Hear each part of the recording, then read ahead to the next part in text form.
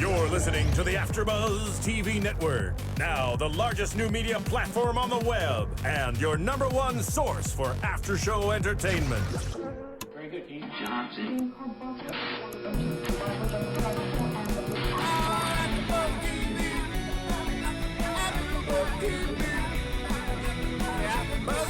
the AfterBuzz Studios in Los Angeles, California, presented by Maria Menounos and Bing.com, and streaming live thanks to Akamai Technologies. This is AfterBuzz TV's Pretty Little Liars After Show.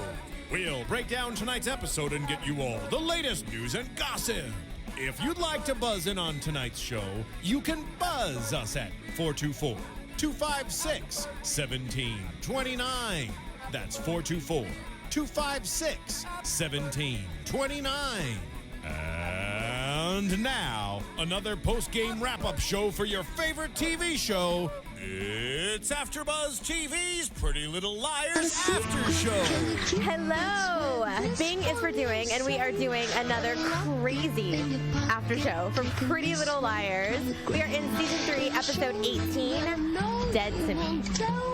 I am still kind of trying to wrap my head around what I just saw. I am your host, Kelly, and hanging out with me today, I'm Stephanie, and yeah, it's definitely one of those episodes where we were having a little powwow before we came in here to try to get all the details right, and we're hoping that we can pull it all off. I mean, you guys have to remember, we literally come in here minutes after seeing it. So as you can imagine, and as fans, you guys know, it's a lot to process. So many little details, so many little things to pay attention to, and there was definitely a lot of that going on tonight. Yeah, and little things where we were picking it up and then having to quickly kind of be like, was that what you saw too? Okay, cool, like, let's go. And yeah, it's definitely crazy. Dr. Sullivan is back. Which, I mean, is big news for you. I'm telling you, I still think she's in. I still think she's in it somehow. Especially after the encounter today, which we'll get into in a second. But the episode opens. Arya and the girls are at the coffee shop, and she's talking about how she still really hasn't heard from Ezra. All she got was kind of like an "I made it" text or something like that. Like he arrived in Delaware, but she hasn't really had a conversation with him. Yeah, and she's super unhappy about that, kind of sharing that she hasn't heard from him with all the girls, and then she's like, I'm gonna go spend time in his apartment, which I thought was a kind of a strange thing to do, in all honesty. Allegedly, I guess watering the plants is what she tells his brother, but right. Well, I think it was funny that Hannah kind of called her out a little bit on it, and she was like, really, you're going to do that wearing his T-shirt? Yeah. Because she knows that she kind of wants to just go there to, be close to him since he's away. Exactly, and you see her laying in his bed at one point, and even his brother picks up on it when he comes to visit. And right. Well, I think she really thought it was Ezra coming back. And, because like she jumped up out of the bed. She wasn't expecting anyone to be there, let alone Wesley. So she really got excited, I think, for a second, and then saw that it was Wesley. And, Wesley was more excited to see her. Yeah, I think so too. Than she was to see him, for sure. But I thought it was cute that, she was like, but they did have a little bit of a flirtatious banter going back and forth. It's true. I mean, there's definitely some sort of attraction there. Well, I mean, they're both young, they're both hot. I mean, it's natural to, that there would be some kind of attraction. Exactly, and I think they're similar ages, similar experiences that they're going through, versus Ezra, who's off dealing with this very adult baby situation. Yeah, and she can't relate to that at all. She's like, she even says at one point in the episode that, he's a million miles away and doing something that is going to change everything. She knows it's changing their whole relationship. She just doesn't know how yet, because he's not communicating with her. Absolutely. Well, I thought it was really sweet how, and who knows what the motive is behind Wesley's, whole banter with her, their relationship. But I thought it was cute that when he looked over and noticed she'd been laying in the bed, that he tells her, why don't you go ahead and stop by, come take care of the plants, because I'm, I don't know how to do that, basically. He's like, I killed a cactus once, and makes a joke about it. And it looked sincere in the moment, but with this show, you never know. Yeah, I'm still on the fence as to whether I think he's a good or a bad guy. I feel like I want to believe he's good, and like Ezra, they're both good guys, and they're just sometimes in tough situations. But something about him, there's definitely a question mark for me. It's not that I necessarily haven't determined that he's bad, but he's definitely still in that ugly gray zone. Well, we learned a little bit more about him in this episode as well. Yeah. There was a random prank call, sort of, at Ezra's apartment. The phone rings when Arya gets there, and he gets weird. He doesn't want to answer. He gets like this kind of like scared, anxious look on his face. He finally jumps up and grabs the phone, and somebody just hangs up. And he claims that it's a wrong number and wants to get out of the apartment quickly. And is very kind of pushing Arya away from knowing anything about that, and just is like, it's a prank call, whatever, or no one was there, kind of wrong number, and wants to get away. But we quickly learn that it very well may have been related to what he was doing at his prep school. Yes, because they go grab some food, and as they're coming out of the pizza parlor with their pizza box of leftovers, Wesley has an encounter with his physics teacher's husband. Yes. And it's really violent, calls him out in the middle of the street and is like, your mom may have bought off the board, but she didn't buy me off. And, he basically threatens to fight him there, and Wesley hits him with the pizza box and they run. Yeah.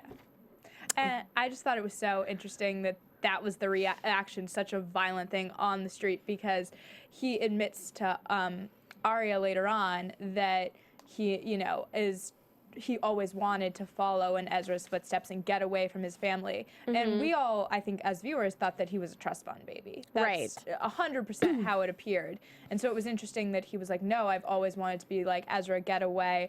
And he's like, the only way I could think to do that is to cause trouble at prep school. He's failing out of classes, and then he goes ahead and tries to have, I guess, a flirtatious relationship. It didn't sound like they actually had an affair. Well, he kind of, the way that I took it, he kind of alluded to the fact that they did, because he said, my mom had to get out her checkbook. I've got a jealous husband chasing me. Kind of, it worked, basically. Like, what do you think? So there was definitely some sort of something inappropriate going on. Now, to what extreme?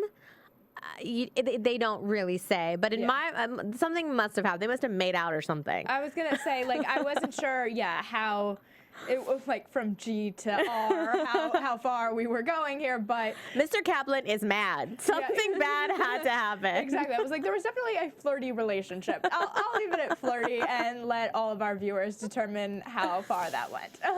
Yeah. So he opens up to Arya, basically tells her the story, and he says he had a little bit of resentment toward Ezra, and now he kind of realizes where it was really placed, that he didn't really, resent him for leaving, more so not taking him with him, because he realized to what extreme his family will go to stay in line with the image that they want to uphold.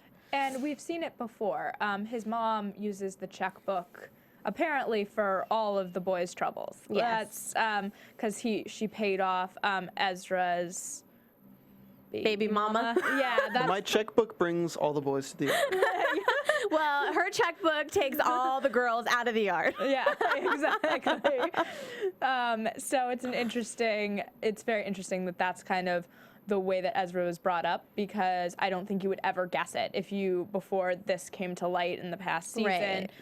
You would have thought he was just a normal guy, went to school, and then became this teacher and kind of has this very low-key life, because that's what it appears as. Although I have to say that the sweetest moment, I thought one of the sweetest moments of the episode was when he calls Arya, Wesley calls Arya, just like the best part of what happened to Ezra. Of his whole, like, dramatic scenario, that Arya was the best part.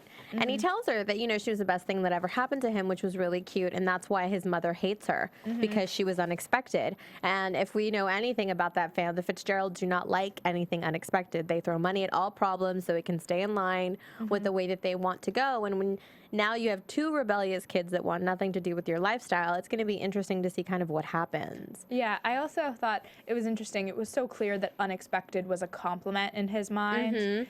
But you wouldn't, in, like, normal life, when someone calls you unexpected, think of that as the best thing to have said about you. But in this situation, It was a compliment, and I felt that it was, and I think she did too. 100%. I had no doubt about that. I just thought it was an interesting way of. I was like, oh, unexpected. Like that's nice, but just kind of a different thing, but very sweet and very him. I felt like. Well, and it's looked like they're really forming a friendship and confiding in one another at this point, and we'll kind of see where that goes. I would hate to see it kind of go bad where he's gonna do try to put the moves on Arya just to cause a bigger rift and separate himself further from the family. Yeah. I really hope it doesn't go that way. I don't feel like it is at this point, but it's kind of one of those things that you never know. I definitely think he's crushing on her. That seems to, by the end of the episode, I had very little doubt there's something there that he likes or wants to spend more time with her, at least as a friend.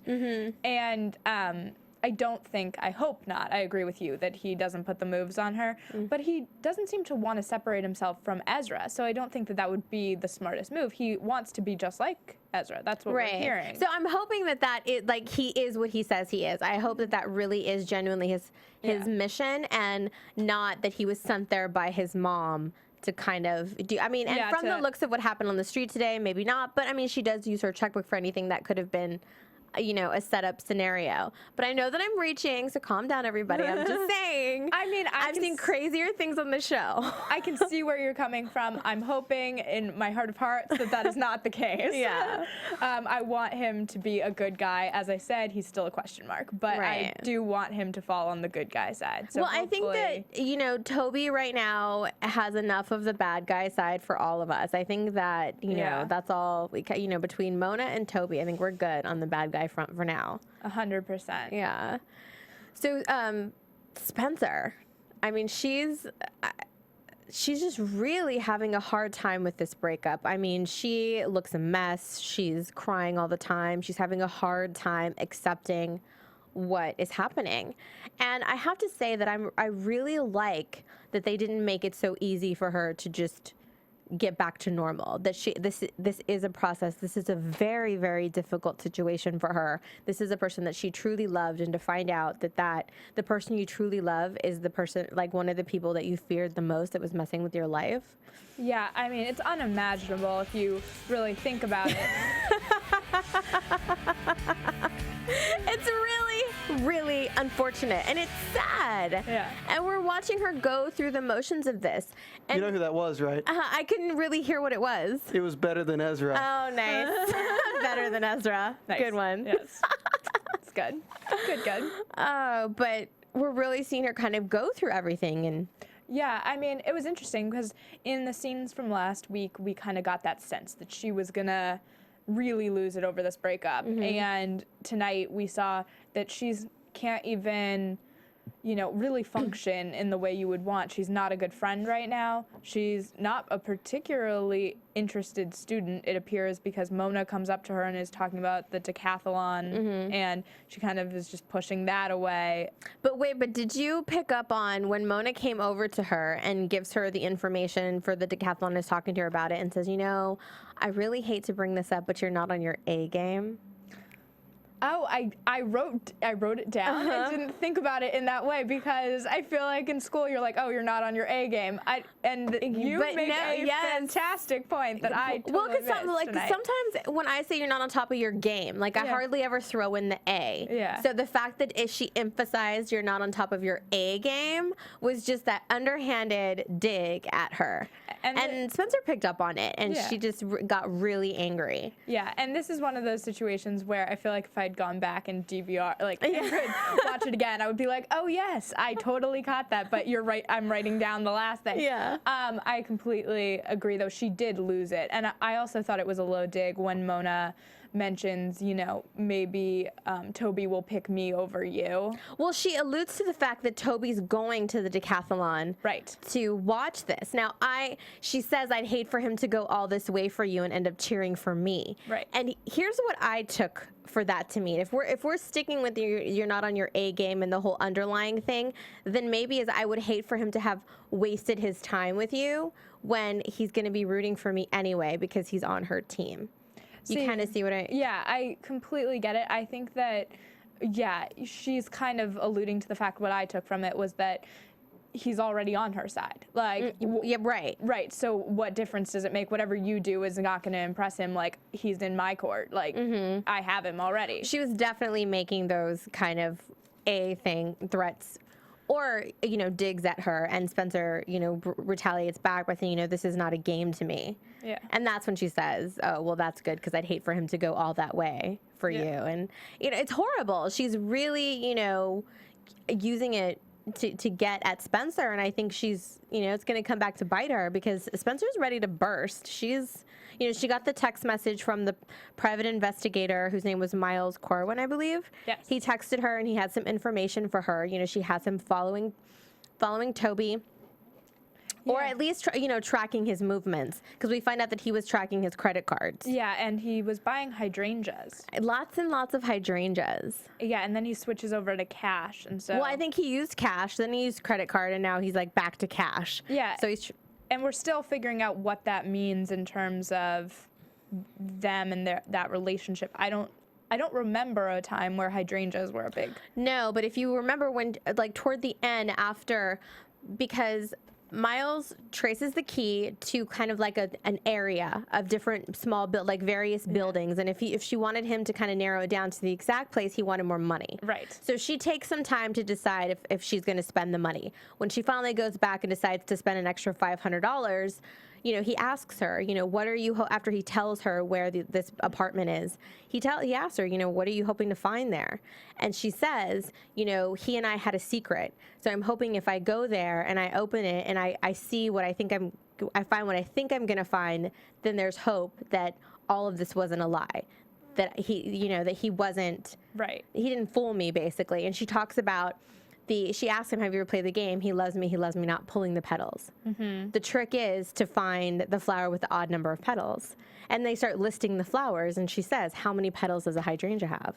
So I think she's hoping to see that. Right, and that's what I imagine, like, too many hydrangeas to count when you walk into this apartment, and that is not at all what she finds. It's completely empty. You could tell there was pictures on the wall, and, everything's abandoned and gone, and she just, freaks out. And, I mean, I can't even imagine what that experience, I mean, she's so lost in this relationship. It's her first love, essentially, and then you're finding out that he completely deceived you. I mean, dealing with a breakup is tough on its own, but adding all of this other stuff just makes it that much worse. And it's not only that he, played her, it's her whole world is coming crumbling down because of him, because of the A team, if you want to. The situation with her sister and, everything with her mom and Garrett. I mean, it's just really affecting everybody around her, and she doesn't know what to do. She doesn't want to talk to anybody about it. She's being really mean and ugly toward everyone. She gets in a fight with Jason and, tells him, you really don't want to fight with me right now because I'd win, and it wouldn't be good for any of us. Yeah, and Jason, because how that kind of came about was that Jason offered all the girls to have, I guess you could say, a final goodbye with his sister before she was, I guess, put to rest again. Yeah, so they released Alli's body back to the family. So they're going to do another memorial service, and this time they're going to put her in a mausoleum. So he said, it's family only, but I've arranged for you girls to come and say goodbye after my parents leave. And Spencer just goes off and says she doesn't want to have anything to do with it. She's tired of this. She's over it. She's done.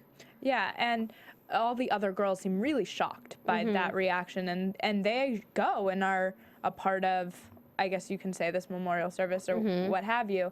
And she really does, Spencer just can't handle it. And then she comes in with a bombshell in the middle of the mausoleum, which was Well, she burst in. She's late. She bursts in and she, Jason's like, oh, you changed your mind. Great. She's like, no, I do have something to say to you. And she tells him that Alli was possibly pregnant and that the father was Detective Wilden.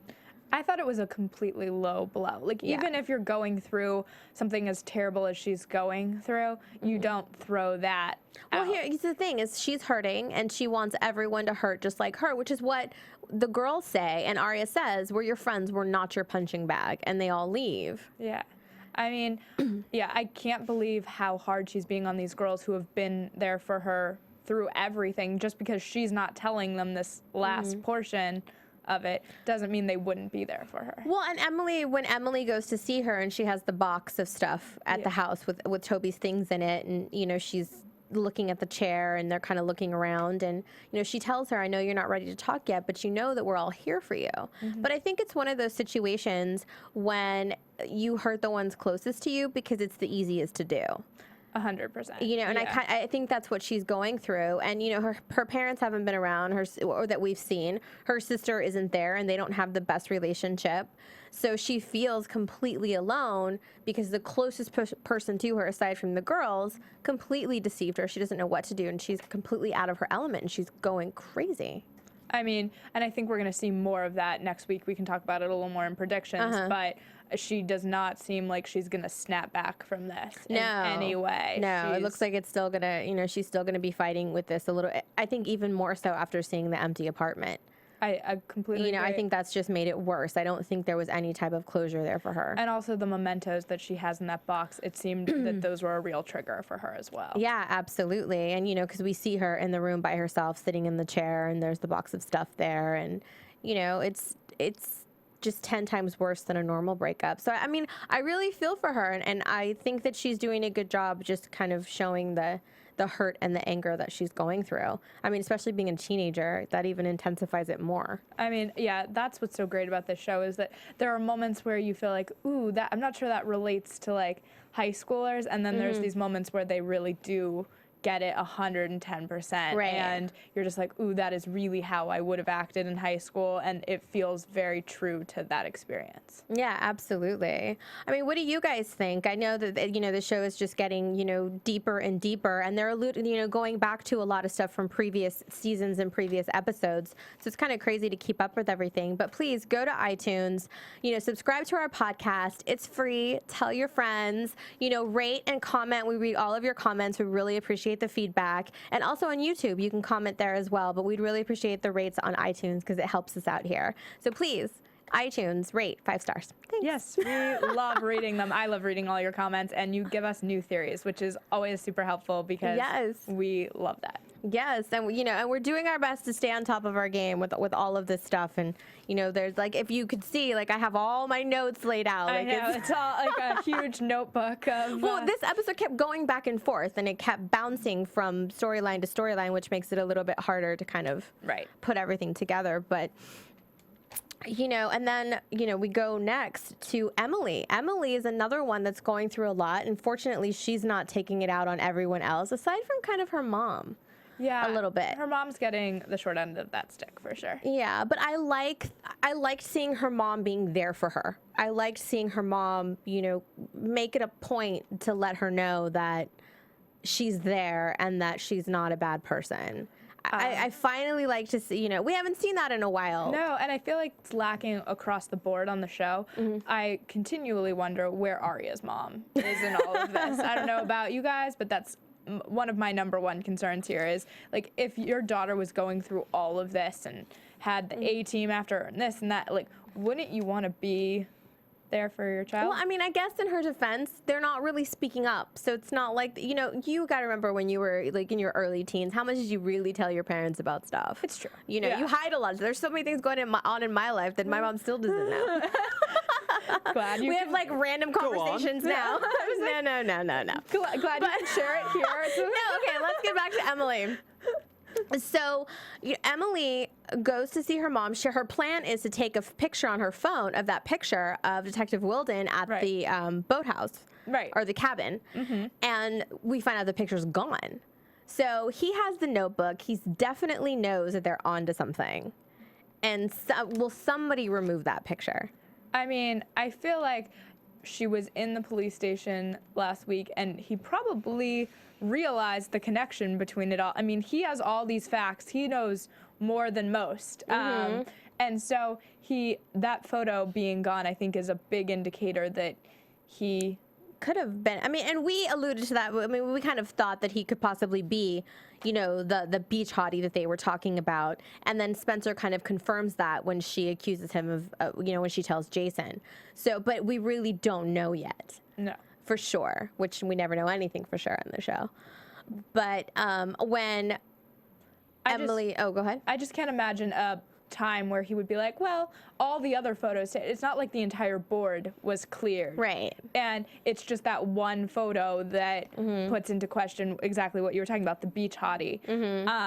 It's gone, and so you have to assume, and also like zoom in on the show, and you were like, look, the photo is missing.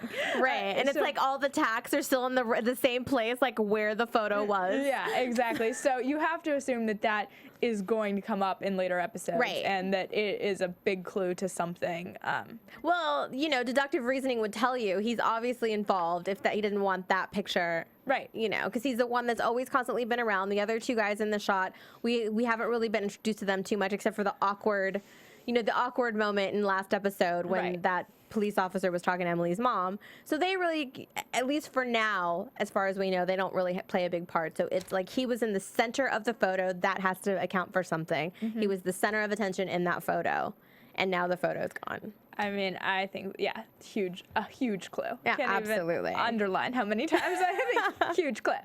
Well, then Emily plays it off and asks, invites her mom to get something to eat. So they decide to go out to dinner. Her mom's going to leave early. And her mom finds this postcard on her desk or in her purse, I guess. Yeah. In her purse when she was looking. And it's a postcard with the Eiffel Tower on it that Emily had put in Alli's casket, and it had some French writing on it on the back. And it doesn't say so much that it was from A, but all the words have capital letter A's. Yeah, and Spencer and Emily try to kind of translate it, and there's a little bit of a debate about the translation, but they basically say it ends up being, I believe, you're capable of murder. Was that the... It was stop digging. The police already know that you're capable of murder. There you go. Yeah, because... And then it goes into the whole thing. Emily is still trying to deal with the fact that she actually did murder someone. And she doesn't feel like she's a hero. She doesn't feel like it was self-defense. She feels terrible about it because, and I think that note even more so ignited those feelings because it's true. She killed someone. Technically, she is capable of murder, but not in that sense. She was ultimately defending herself. She just hasn't forgiven herself for it yet, and she's having a really hard time with it. Hence my favorite character that's back, Dr. Sullivan, which I finally remember her name. Sorry about all that.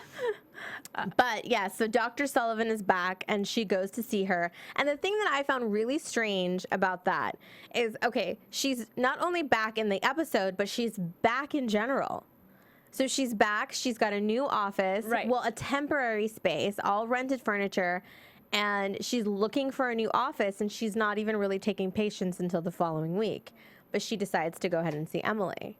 Well, I think, it might be her own personal thing of needing to shut that chapter down in order to start the new chapter. I don't know. But I don't think, that's like, if you're looking at it on the surface level, what you could assume.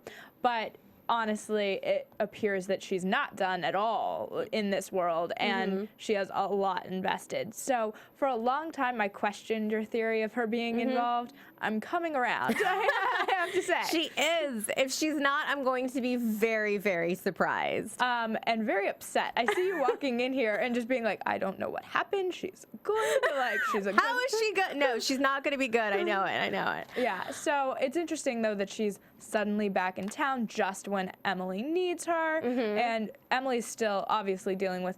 that's a complex thing. When you kill someone in self-defense, I would imagine... Absolutely. There's a lot of emotions obviously, we can't really kind of relate to that or imagine how that feels. Absolutely not. But... But she has all these conflicting feelings, and it is good for her to talk about it. And I thought that was, big of her and brave to go in and talk to someone. And, she wants somebody to let her be mad at herself. She's tired of hearing people let her off the hook. And I thought it was an interesting choice to do hypnotherapy with her, because I always thought that hypnotherapy was like to bring back and repressed memories. Yeah, and she even mentions it, and she was like, I remember it. I don't need to. Yeah. And she was like, no, it can also be to reshape or to reframe your memories, is what Dr. Sullivan claims. And I don't know enough about hypnotherapy to say that's not the case, but it seemed a little strange to me. Well, I continuously think she's on the bad side. So in my mind, she's trying to actually dig up repressed memories and find out if Emily really knows anything.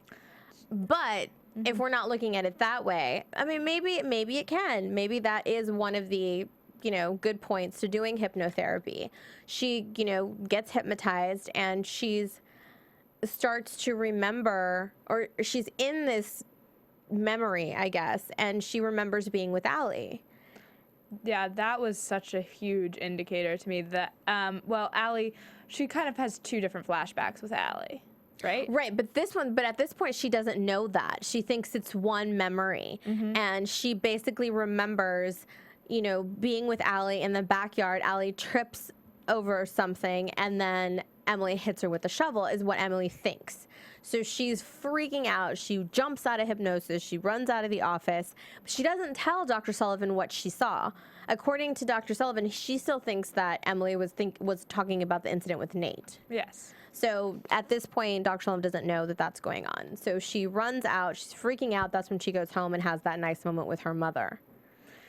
It's true. I thought that, as we can tell, this is a complicated story. We were trying to break it down outside as well. Emily also, though, she has this flashback, or we see a flashback with her and Alli. Sprinklers. Well, Yeah. when they go to the mausoleum for the memorial, Yeah. and Spencer has her flip out, and they're walking out, and they're talking about something.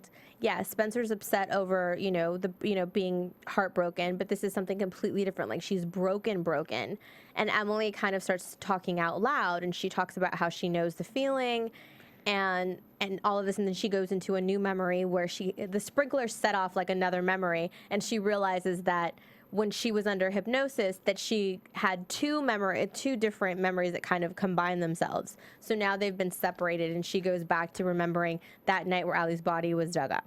Yes. And she sees A, who I'm guessing was Toby, Yeah. trying to open Alli's grave. Right, and also there's this mention of the girl in the red sweatshirt. And the red coat. And I immediately went to Cece. That's where my head went, because they mentioned the blonde hair, and I think it was Hannah that jokingly says, "Oh, maybe it was Alli." Well, she says, I know it's probably ridiculous, but, Alli. And I know I've had fans tweeting at me mentioning that they're wondering if Alli is still alive. Or if it's a twin. The twin sister theory is another one. Yeah. But her hair, Cece's hair isn't, at least not right now, her hair isn't that long. So the profile looks like it could be Alli, just like the frame and the fact that her hair is long and blonde, but anybody could put on a blonde wig, Yeah. That could have just been, it could have been Jenna for all we know, like in a blonde wig, who knows? Exactly. But there's so many. Emily also does make the revelation that whoever was in that red coat is the one that's in charge. So dang it, it's not the doctor if that's true. I mean, I think the doctor may be involved. I'm coming around to that side. Do I think she's the ringleader of all of this? Not so much. No, now I'm going to have to put that theory to rest. But I definitely still think she's involved. Yeah. I don't know. It's tough. It is. It's just, it's crazy. And we also see this flashback of, I think it's Emily and Alli planning a trip. Well, when she flashbacks to the cards, to the postcards, they're in class together, they're supposed to be studying, and Alli has all these postcards laid out. And that's when because they had their whatever kind of their little relationship going on, and Alli mentions, let's take a trip to Paris, just you and me, and let's just go away forever. Which, that actually, for a long time, I was not on board with the Alli still alive theory. But then when she's like, let's go away forever, and you get this that made me question everything. And now I'm reconsidering. I'll let you know in further weeks. Tweet at me, try to convince me that this is the case. So my question is, okay, so if it does come down to the fact that Alli is still alive somehow, whose body is somebody playing with? I mean, that body's been dug up, autopsied, thrown around, reburied. Whose body is that then? that somebody is actually, It's a fantastic question. I don't think I have an answer for it, though. I mean, yes, I agree with you. I mean, whose body? There has to be a body. It's not like they had a closed casket, buried, done, finished. Right, there was a body in a body bag. So whose body is this? That if, in fact, Alli, I mean, it would have to have been a twin. It would, I mean, it would have to be something like that. I was going to say, it has to be the twin theory in reverse. Like, that she's still alive and the twin is the dead one, and they sweat. I mean, and then it brings up the whole alter ego thing, and, all that. Maybe it really was two people, and, the Vivian, what was her? Oh, Vivian West Bloom. Bloom something. Bloom, okay. I'm sorry. Yeah. You guys know who I'm talking about. But it brings up that whole theory. Yes. But who knows? I mean, I guess we'll find out. And hopefully we'll get more clues.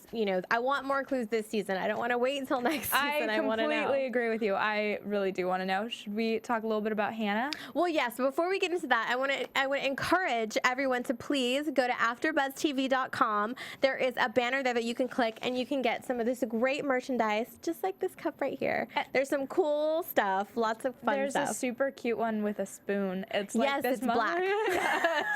We're big fans of it here.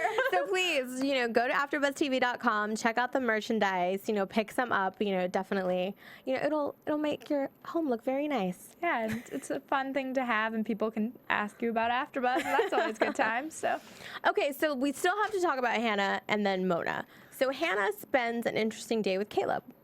Yes, I guess his mom asked him to go help clean out his aunt and uncle's home because they're moving to Australia.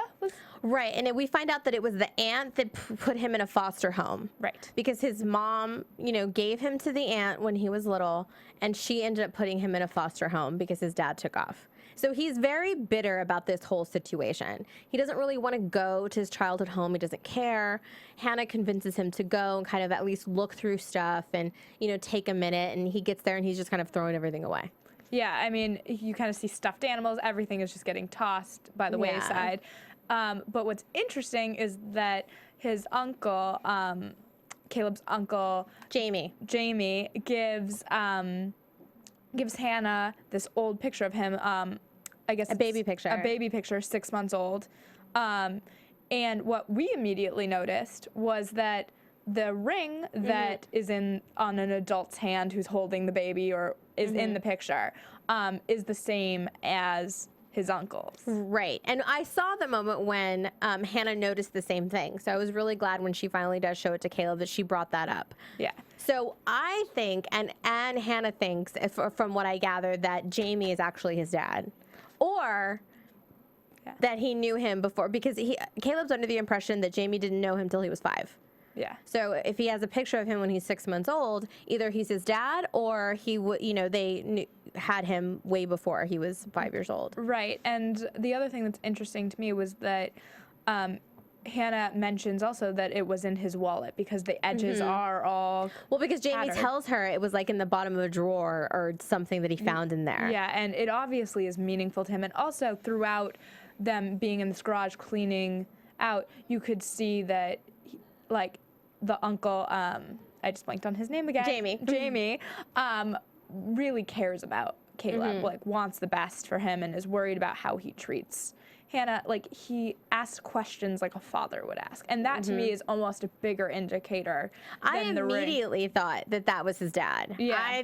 Brother, whatever, you're the brother, you're the dad. Yeah. I immediately went to that. He was also giving him kind of those lovingly looks and just, he says, he grew up to be a very nice looking young man and does he treat you right? And, definitely that parental kind of thing. Yeah, I mean, the ring was obviously the key that made it all kind of very clear that is most likely the case. You never know with Pretty Little Liars. Right. But to me, it was those fatherly questions. Right. And when Hannah asks him, did you know his mother and his dad together? Were they in love? And he kind of stops and thinks, and he's like, yeah, I think they were. Yeah. And, he tells the story that, she asked, why did his dad leave? And he said he wasn't ready to be a dad, but when you leave someone that needs you, you forget that their life goes on. They don't wait for you. Yeah, and he also kind of mentions to Hannah that, his mom deserved better. And I thought that was very telling as well. Yeah, I thought he was speaking personally. I mean, we'll find out and see if that's where the story goes, but that's what I thought automatically as that scene played out. Yeah. But Caleb seems, when Hannah brings this up to him, he's not really having it. So we'll see if he's going to be open to that idea. I can't blame him if he'd known this person as his uncle and was never told this. Yeah. That's another form of betrayal. I mean, these people are getting betrayed every which way around. Yeah, I mean, and complete denial about it. Right. It's 100%. terrible. Yeah. And Mona. Oh, Mona. Mona goes to Dr. Sullivan's office. Yes. Creepy. She walks out. Mona's like sitting in the waiting room with an orchid. She gives her a pink orchid and is looking in the office. And Dr. Sullivan shuts the door, holds it, and they're so close together.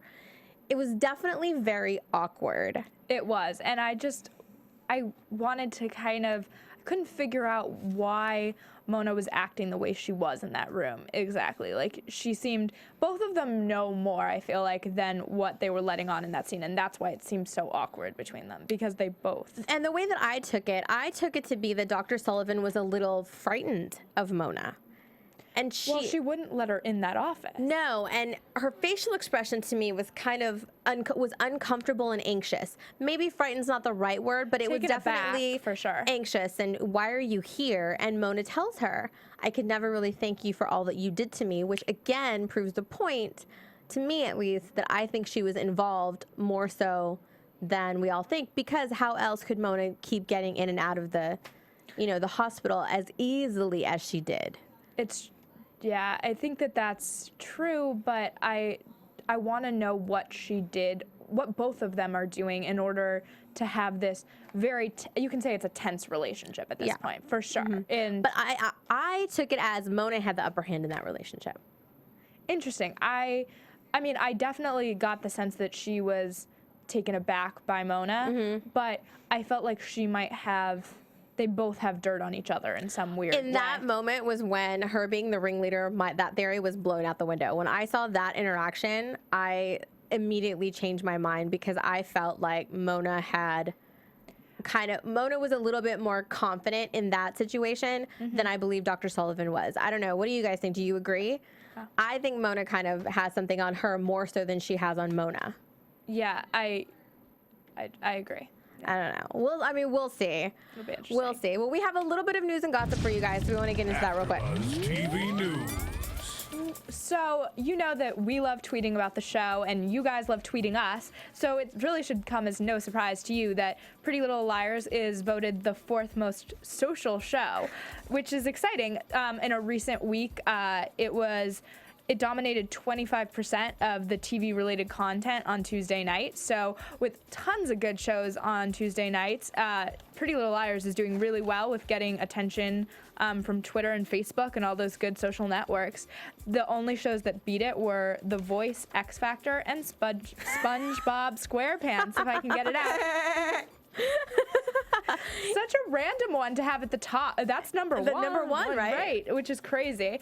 And then also, all you Pretty Little Liars fans probably have noticed how great the girls look on the show. All of them are super fit. And Ashley Benson recently got in shape for the upcoming movie Spring Breakers with James Franco. And 17 Magazine actually worked with her trainer to show you, I believe it's 6 of those different workouts that she did to get in shape. So that's really fun. So you can check it out on 17.com, I believe. And also, Ashley and Lucy Hale have both been Bongo spokespeople for about 2 years now, and they're coming out with a new campaign. And if you want to go check out Bongo's Twitter, relating to our earlier story about being social, Ashley tweeted actually live throughout the show tonight on the East Coast feed for Bongo, which is exciting. Yeah, so you go to Bongo's Twitter and you can read back as she was answering questions and live tweeting throughout the show. So that's pretty awesome. Super fun, really short, easy little news and gossip pieces. Awesome. All right, well, let's get into some predictions. And now, your AfterBuzz TV predictions. Okay, guys, don't worry. We did not forget to talk about Spencer's little encounter at the end in the mausoleum. Okay, so we already know she's crazy. The girls step out. She goes over to this other area to a Marion Kavanaugh, which was stationed, where it says loving mother, whom we can only assume is Toby's mother. Yeah. And with the key, the A key, she etches in his name. I took that to immediately mean that Toby was dead to her. That was my Hence first. the title of the episode, Dead to Me. Yes. So that's a nice, like, come full circle. Right. Could totally be. I feel like that's, why else would you etch someone's name into? It's true. But I don't know. I feel like that was a very telling moment for her, that she's trying to put it to bed. We kind of can guess that next week's episode she's still upset about it, but she wants to get over it. I feel like that's the first indicator that we have of that. Yeah, absolutely. I also wanted to make note of the quote that was on Alli's little station, and I wrote it down, but it's an Emily Dickinson quote, and it basically says that the loved never die, because being loved is immortality. Yes. Which is I don't think it's verbatim, but that's basically what it says, and it's and Hannah even mentioned such a creepy quote, which also could allude to the fact that maybe Alli isn't dead. Yeah, I mean, it could be kind of a subtle indicator. Maybe. I mean, I don't know. I don't know. I feel like there's lots to come in the next few weeks here with that. I felt like the quotes on both of them were a little strange, and there's definitely deeper meanings to it. Absolutely. I mean, we're going to see Spencer and Mona kind of get into it next episode. We saw previews for that. So there's going to be a lot of fireworks and stuff, and we can't wait to get into it. So thank you so much for hanging out with us, and make sure to follow us on Twitter at AfterBuzz TV. Go to iTunes, rate and comment, and you can follow me at Kelly with an IE 079. And you can follow me on Twitter at Stephanie Wenger, and Whitney will be back next week. Whitney will be back next week, so we'll be in full force again. Yes. So thanks, guys, and we'll see you then. From Bing.com, executive producers Maria Menounos, Kevin Undergaro, Phil Svitek, and the entire AfterBuzz TV staff, we would like to thank you for listening to the AfterBuzz TV network. To watch or listen to other after shows and post comments or questions, be sure to visit AfterBuzzTV.com. I'm Sir Richard Wentworth, and this has been a presentation of AfterBuzz TV. Buzz you later. The views expressed herein are those of the hosts only and do not necessarily reflect the views of AfterBuzz TV or its owners or principals.